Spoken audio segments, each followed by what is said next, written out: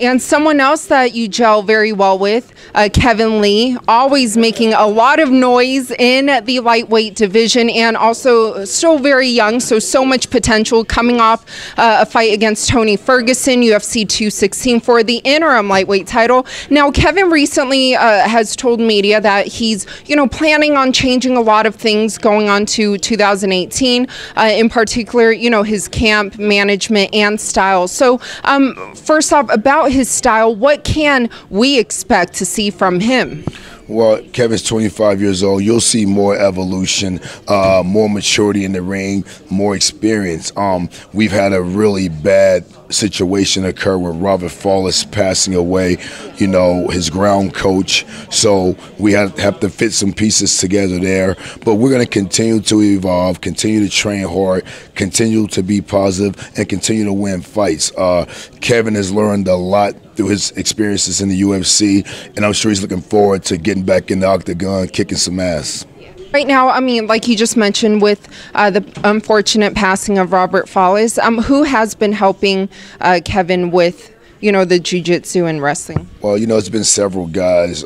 Pete Martin, he's guys that we've trained with throughout this entire time, even with Fowler. So right now it's going by committee, but he'll lock in a ground coach soon.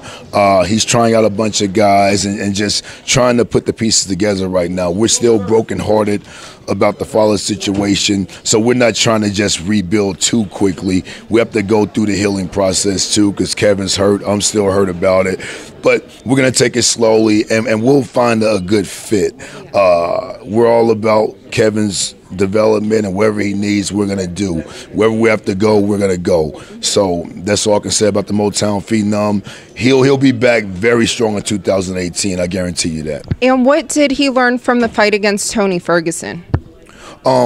Just don't make the moment too spectacular. Just every fight is just another fight. Whether there's a championship belt on the line, don't make it too much more serious than what you normally do, because at the end of the day, when you get in that cage, you get in that ring, you get on the mats at a wrestling or jiu-jitsu tournament, it's about what you practice and about how you express what you practiced.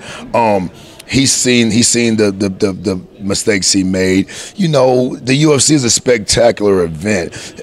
It really gets you amped up, and sometimes you have to monitor those emotions, when you fight. If you don't, you can get a little too overzealous at times, and that's not good either. So he learned valuable experiences and valuable lessons from that, and it'll show off in 2018. And would you say mentally going into that fight weekend, since it was for the interim title, that, like you said, did he approach it a bit differently mentally?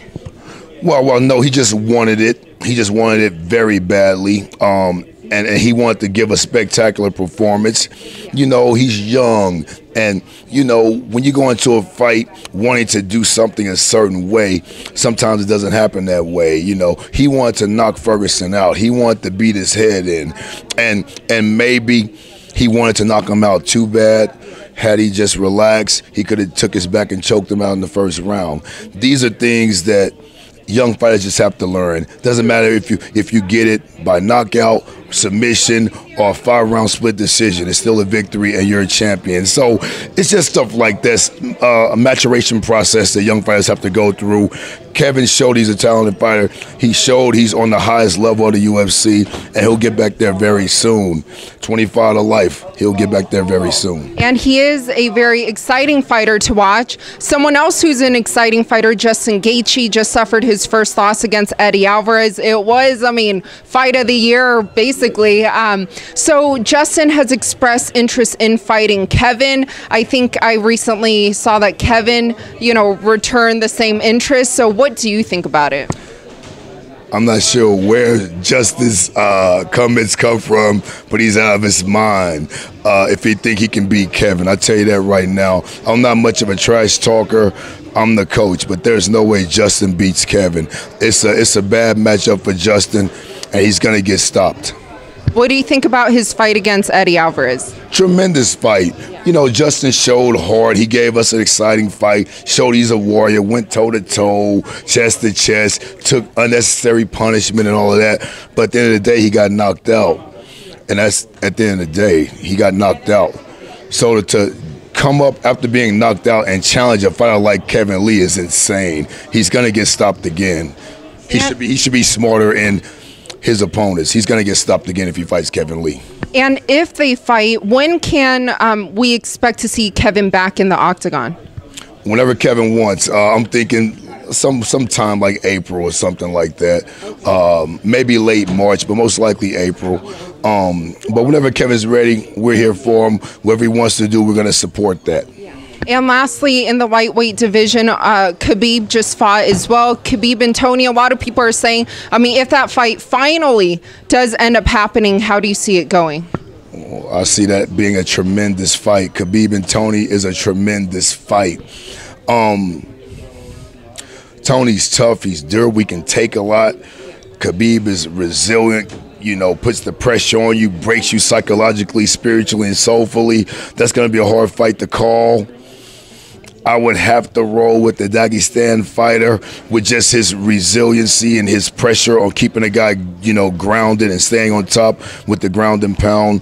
I give a slight edge to Khabib in that fight. And also, because, you know, he is still the UFC lightweight champion, Conor McGregor, what are your thoughts on him, and do you think he will be defending his title? Conor is the champ, so you got to respect that, but he needs to defend. You can't just sit on the belt. Yeah, you did good with your Mayweather boxing and all of that, but you need to defend that belt because there's some hungry lions that want that title, whether it's Khabib, whether it's Tony Ferguson, whether it's Kevin Lee. There's so many guys in that division that want to crack at Conor. You know, even Nate Diaz, a trilogy fight. He needs to get off the pot and fight for that belt. He has the least amount of fights in the division, and he's the champion, and that's a shame.